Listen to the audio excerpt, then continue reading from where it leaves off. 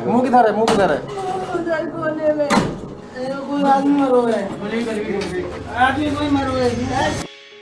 6 जुलाई 2026 आगरा की रेणुका धाम सोसाइटी में स्थित एक घर में पुलिस एक मिसिंग पर्सन की इन्वेस्टिगेशन करने पहुंची थी। ये तकरीबन शाम का समय था और उसी इन्वेस्टिगेशन के दौरान पुलिस को उस घर के बाथरूम की टाइल्स के नीचे से जो मिला उसने पूरे देश को झंझोड़ कर रख दिया। लगभग 45 दिनों से गायब सुरेंद्र शर्मा की लाश उसी के घर की बाथरूम की टाइल्स के नीचे से मिली थी और सबसे ज्यादा चौंका देने वाली बात ये थी कि इस मर्डर को अंजाम देने वाली और कोई नहीं बल्कि सुरेंद्र की वाइफ रूबी थी। Welcome back to another video guys. आज मैं आपके साथ इस वीडियो में आगरा का एक ऐसा केस शेयर करने जा रहा हूं जिसे सुनकर आपका रिश्तों पर से भरोसा ही उठ जाएगा। तो चलिए शुरू करते हैं।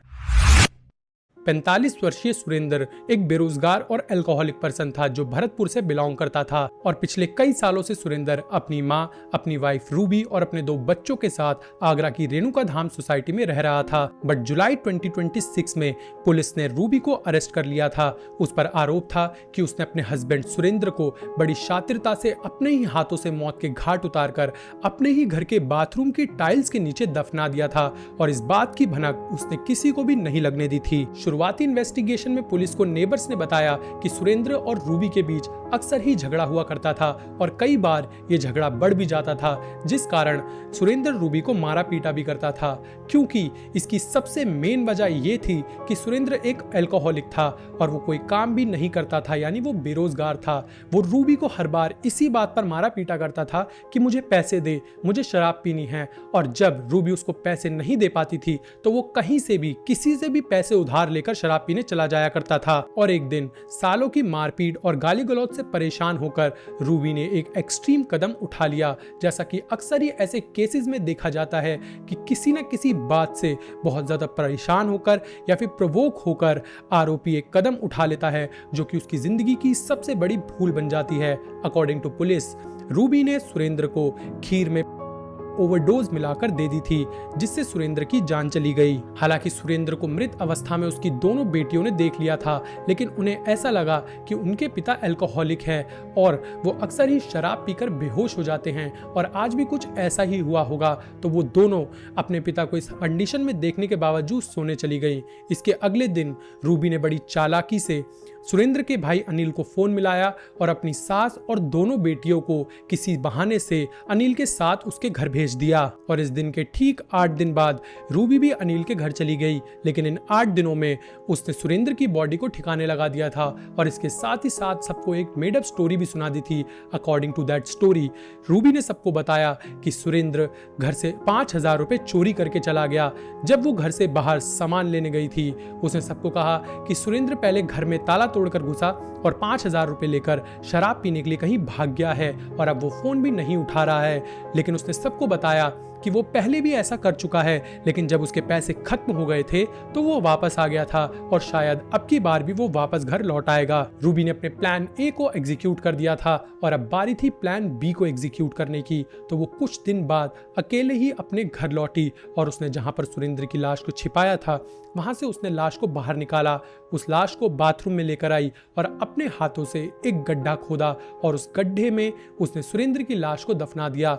और अब उसने बाहर से एक मजदूर को बुलवाया और ऊपर से टाइल्स लगवा दी और पूरे 45 से 46 दिनों तक वो लोगों को यही गुमराह करती रही कि सुरेंद्र कहीं चला गया है और वापस नहीं लौट रहा। जब सुरेंद्र बहुत दिनों तक घर नहीं पहुंचा तो अनिल और रूबी ने मिलकर एक मिसिंग पर्सन रिपोर्ट फाइल करा दी और जब पुलिस इन्वेस्टिगेशन करने रेणुका धाम सोसाइटी पहुंची तो रूबी ने बड़ी शातिरता से सबके सामने रोना और बिलखना शुरू कर दिया और वो सबको चिल्ला चिल्लाकर एक ही बात कहने लगी कि मुझे मेरा पति वापस चाहिए, उसे जल्द से जल्द ढूंढो। अब पुलिस ने जोरों शोरों से इन्वेस्टिगेशन शुरू कर दी थी।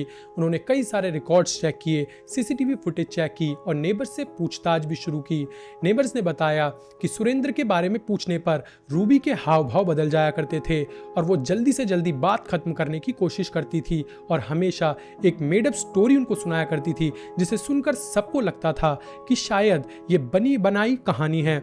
लेकिन इस केस में टर्निंग पॉइंट तब आया जब अनिल ने नोटिस किया कि सुरेंद्र के पिता के पेंशन वाले अकाउंट से कोई बार बार पैसे निकाल रहा है, लेकिन वो एटीएम कार्ड तो सुरेंद्र के पास हुआ करता था, तो आखिर ये पैसे निकाल कौन रहा था। जब अनिल बैंक गया और उसने डिटेल्स निकलवाई तो उसे पता चल चुका था कि ये पैसे और कोई नहीं बल्कि रूबी ही निकाल रही थी। तो उसने रूबी को अपने घर बुलाया और उससे सख्ती से पूछताछ की। जब उसने बहुत ज्यादा सख्ती से रूबी से पेश आना शुरू किया तो रूबी टूट गई और उसने अनिल को सब कुछ बता दिया कि उसने ही अपने पति को मौत के घाट उतारा है और उसने क्या क्या किया है। सब कुछ उसने अनिल को डिटेल में बता दिया। जैसे ही अनिल को ये इन्फॉर्मेशन मिली उसने तुरंत पुलिस को फोन मिलाया और सारी जानकारी दे दी।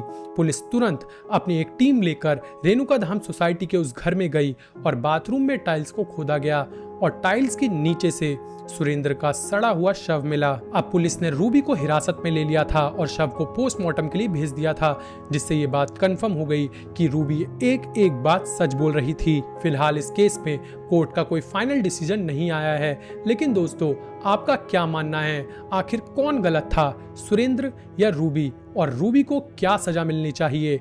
हमारे साथ कमेंट सेक्शन में जरूर शेयर करना। वीडियो पसंद आई हो तो वीडियो को लाइक जरूर करना, चैनल को सब्सक्राइब करना ऐसा और कंटेंट एंजॉय करने के लिए। मिलते किसी और वीडियो में। Till then bye bye and take care.